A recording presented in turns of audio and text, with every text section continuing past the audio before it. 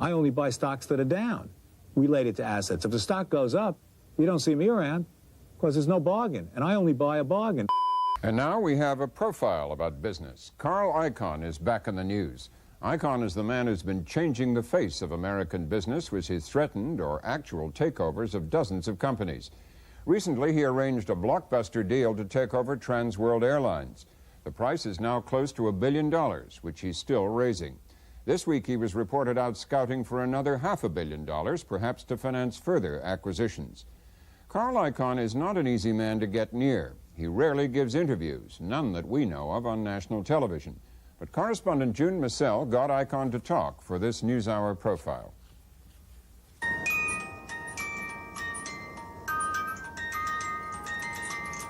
Staff gave me this toy plane to commemorate the TWA deal.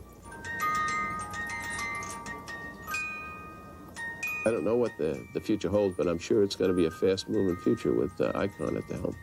Things are going to happen that before never would have happened in this airline. Icahn is the most worthy adversary I think I've ever faced. The man's business is taking over companies. He works very, very hard at it, and he's very, very good at it. I was once the rich uncle, now he's the rich nephew.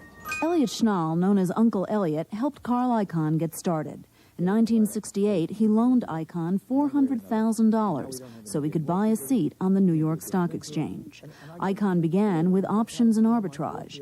Then in 1979, he had a new idea, takeovers. He told Uncle Elliot he was going to start going after undervalued companies. I thought he was crazy. I said, well, what do you know about undervalued companies? He says, look, I'm going to do it.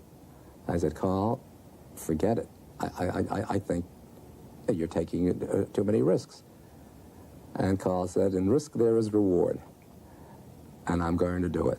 Well, he's told me I was crazy a lot of times in my life, so he's been wrong a lot of times. He told me I was crazy, so I wasn't too dismayed by that. Uncle Elliot soon changed his tune. He's been investing with Icahn ever since. Today, a wall in Icahn's office is covered with the annual reports of target companies Icahn & Company has gone after. Most of the targets fought back, either finding a more friendly suitor to merge with or paying Icahn to go away, buying back his stock at a premium price. That's called greenmail, and Icahn has been widely criticized for it. This is another horror story from a client that's TWA. But Icahn and others on Wall Street say he hasn't accepted greenmail in a while, and Icahn maintains he never asked for it, management offered. Plus, he says other stockholders sometimes benefited as well. He has a favorite story about a meeting he had with executives of a company he was buying stock in. And the investment banker said, come on outside, Carl. So I come outside with him and said, look, he said, they don't like you at all. If you start buying more stock, we're going to dilute the hell out of you. He said, now on the other side of the coin, we'll give you don't have the stock too long, we'll give you a $10 million profit to walk away. He looks at me and says, do you want some time to think about it? I said, no, I'll take the $10 million. Icahn & Company has accumulated enough capital now that they don't have to sell back. Icahn's senior vice president, Al Kingsley, is constantly on the lookout for new deals.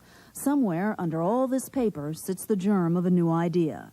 The Icahn strategy is to look for undervalued stocks, stocks that sell below the true value of the company. That are down related to assets. If the stock goes up, you don't see me around because there's no bargain, and I only buy a bargain. While Icahn has waged many hostile takeover battles, he's only actually taken control 3 times. But in all cases, his company has made money, as much as $25 million on a deal. The first target Icahn went after was Tappan Stove. That same year, 1979, he bought his first small company, Bayswater Realty. Next came a series of lawsuits and raids on some big names, like Marshall Field, Hammermill Paper, Dan River, and American Can. In 1984, he bought his second company, ACF, a Fortune 500 railroad car manufacturing and leasing firm. After that, more takeover battles for Phillips Petroleum, Uniroyal, and TWA. In September of '85, he signed his third merger agreement with TWA. Ironically, just 1 year earlier, TWA's in-house magazine ran a story called Who's Afraid of Carl Icahn? Apparently, they found out. TWA is Icahn's biggest coup. It's the largest international airline serving the North Atlantic. And taking it over helps Icahn change his image from being primarily a speculator in companies to someone who actually buys them. I think his reputation on one level certainly has improved. I think more people see him as a man of his word and as a credible acquirer of companies than perhaps they did a year ago. He has to be considered as a true takeover threat. Michael Zimmerman is a partner at Solomon Brothers, a New York investment banking firm. He's worked on hundreds of takeover deals and recently represented TWA's management against Icahn. Of the people in his business, the people who are in the business of taking over companies, there's no one who is more persistent and more determined in what they do than he is. But determination was only part of it. Icahn managed to get something TWA's management could not get: labor concessions. The unions, pilots and machinists, agreed to approximately 20% in salary cuts in exchange for a small piece of the company if Icahn took over. They wanted Icahn to come in because TWA had announced a merger with Texas Air President Frank Lorenzo. Lorenzo was known for being tough on unions. I think Icahn's done everything he told us he would do. He's never reneged on anything he said he'd do. And he's a breath of fresh air, you see, in the business for us. I really believe that one of the problems in the industry is, and TWA is guilty of this, was guilty of this, that the real high echelon of management, the real top management, don't get into the pits and sit down with these guys and negotiate with them. Icahn spent the summer in negotiations, frequently on weekends and frequently till 6 o'clock in the morning. While investment bankers and lawyers were with him, advising him, Icahn believes his presence kept negotiations going. And if I weren't there to say, wait a minute, fellas, and I go to my lawyers and say, hey, fellas, now come on. This is childish. Will you sit down? I'm paying your bill. Will you get down here? And the lawyer say, okay, Carl, sure. And then I go and I see the pilots, and I say, come on, you're being childish. So you said, the lawyer said this and you said that because, you know, you're working for 18 hours at a time. Feelings get high. But obviously I had a lot riding on this because I wanted him to do it. One man who didn't want Icahn to do it was Ed Meyer, former president of TWA. Carl Icahn had 17 or 18 practice runs before he started in on us. And so it's a very unsettling thing. It's a very time-consuming. It's very emotional, without a doubt. And at the same time, you're trying to run a company. So it's a difficult thing to go through. Good afternoon, Icahn & Company. Despite the emotional difficulties for the management in charge, Icahn says he's helping the real owners of the company, the shareholders, by driving the price of the stock up. When we bought TWA, started buying it less than a year ago, the stock was 8. We're ending up paying 24 for it. They tripled the value when we from the time we started buying, so I think the shareholders love the situation. On Bruce's immediate left is Carl Icahn. I never said I was Robin. You hear that? He never said he was Robin Hood. Last spring, at a seminar on hostile takeovers for the legal community, Icahn got a chance to explain his takeover philosophy. He believes that corporate America should be shaken up, that most companies are poorly managed and have too much bureaucracy, and that frequently accounts for low stock prices. Why is there the great divergence between real value of a company and what it's selling for? Ask yourself, why will somebody be willing to pay $60 for a Phillips Petroleum without management, but only $35 with management? What does that say about management? It's sort of simple. A corporation plus management is worth half of what a corporation is worth without management. Icahn also attacks what he calls the corporate culture, with its perks of jet planes, golf courses, and high salaries. An aristocracy has arisen in this country. It's a corporate aristocracy. Once a man gets to be at the level, gets to be in the corporate suite, it's sort of a nirvana for him. If you try to meet one of these guys, hey, I'll be out of pocket for the next 3 days. I'll be out of pocket. I don't know where they go when they're out of pocket, but they're always out of pocket. Icahn, who is known for being very witty, first complains about executives on golf courses, then switches gears and suggests that maybe it's not a bad idea if they stay there.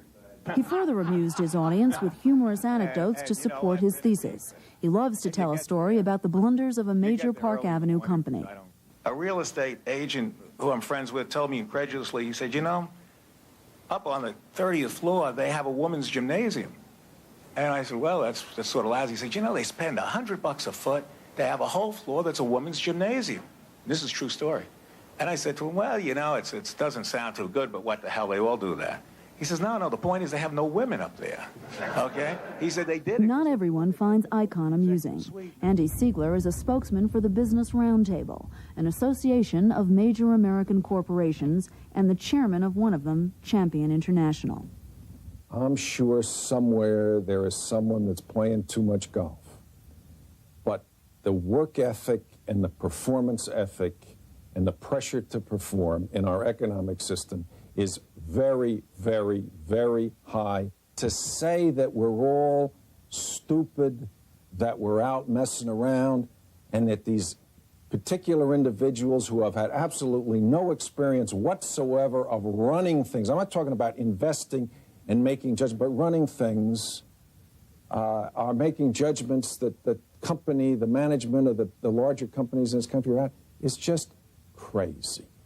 Ed Meyer, the former president of TWA, thinks Icahn's philosophy is a disguise for more fundamental motivations. He's not interested in managing. He's not interested in reforming managers. He's interested in making money. You can tell he likes the game he plays. He's interested in it for that.